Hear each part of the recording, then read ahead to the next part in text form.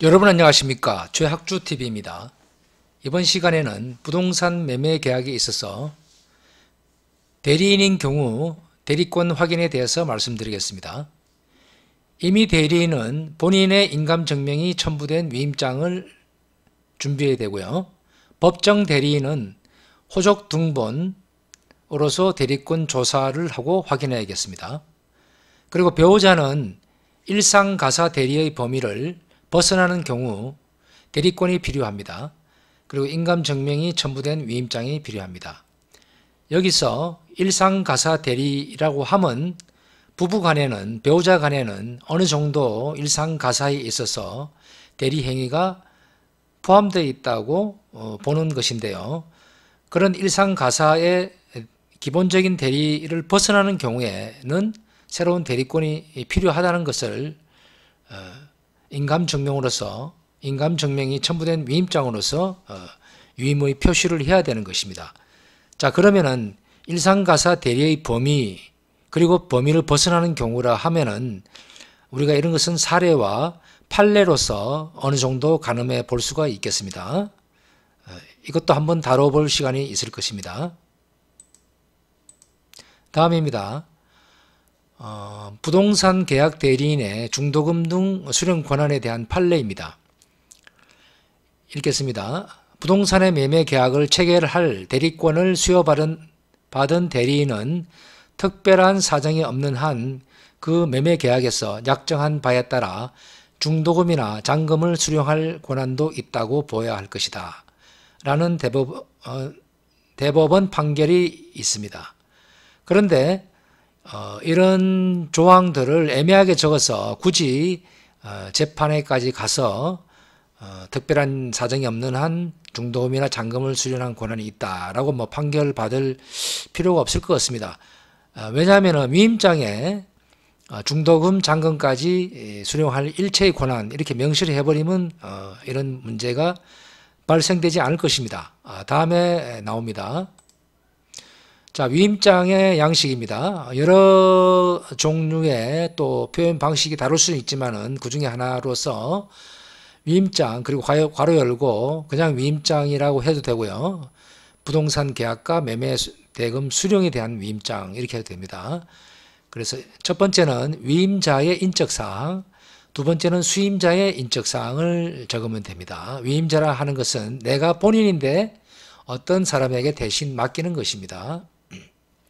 그래서 그 본인이 위임자가 되는 것입니다.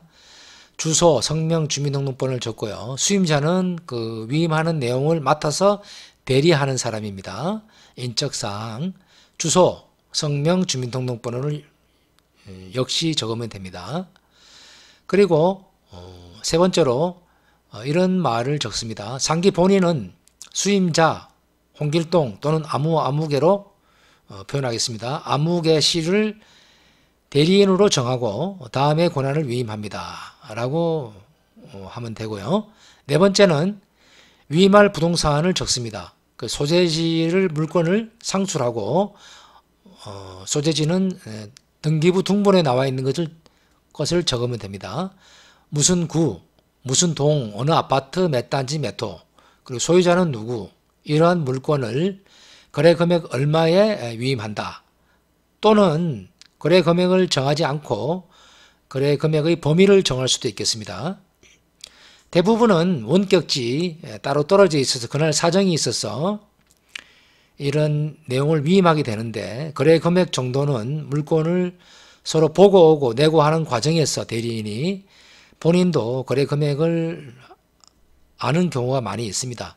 물론 거기서 이제 할인을 하고 내고를 하겠지만은 그래서 거래 금액을 정해서 적어도 되고요. 또는 거래 금액을 10억 그리고 12억 이렇게 10억에서 12억 이렇게 범위를 정해 줄 수도 있겠습니다. 자, 그 다음에 위임의 범위가 되겠습니다. 매매 계약 체결과 그리고 계약금 및 중도금, 잔금 수령의 권한 또는 권한 일체 이렇게 적으면은 이 위임의 범위가 매매 계약 체결과 계약금인지 또는 중도금, 잔금 수령까지 하는 건지 서로 시시비비를 가릴 필요가 없겠습니다. 그 다음에 날짜 2021년 앞에서 나왔던 위임자, 수임자, 그리고 서명, 날인 하면 되겠습니다. 서명을 하고 날인 또는 사인을 해도 되겠습니다. 그리고 마지막에는 누구누구 귀하 이렇게 적으라고 귀하를 표시하기도 하고 굳이 귀하라는 표현을 안 해도 되겠습니다. 왜냐하면 물건을 여러 군데 내놨을 때는 누가 특정인이 과연 매수를 할지 알 수 없는 경우 마지막에 확정되어서야 알기 때문에 굳이 귀하라는 말 매수자의 이름을 넣어도 되고 안 넣어도 되겠습니다. 그 다음에 처분 능력의 확인입니다. 조금 전에는 본인 외에 본인의 위임을 받은 대리인에 대해서 말씀드렸는데요. 지금은 본인이 어떤 능력이 있는가, 법률 행위를 함에 있어서는 권리 능력, 의사 능력, 행위 능력이 있어야 된다고 봅니다. 그런데 권리 능력은 사람이 태어났을 때부터 생존할 때까지 있으므로 의사 능력과 행위 능력을 보면 되겠습니다. 자, 이 사람이 과연 의사 능력이 있는가 하면 계약서를 작성할 당시 술에 취해 있거나 또는 약에 중독이 되어 있으면은 자기의 의사 능력이 없다고 보겠습니다. 그래서 의사 능력이라 하면은 그런 상태를 보고 의사 능력이 있다 없다고 보겠습니다. 의사 능력이 없는 상태에서 계약을 하게 되면은 취소가 될 수 있겠습니다. 그리고 행위 능력이 있어야 됩니다. 행위 무능력자인 미성년자, 한정치산자, 금치산자는 단독으로 유효한 법률 행위를 할 수가 없습니다.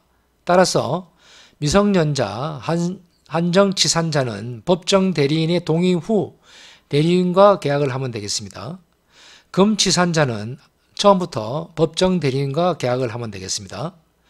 그리고 법률 행위의 당사자가 개인이 아닌 법인 그리고 공유물인 경우 공유, 합유, 총유일 경우에 각각 처분 능력이 있는가를 또 확인할 필요가 있겠습니다. 이번 시간에는 이 정도로 하겠습니다. 감사합니다. 최학주TV였습니다.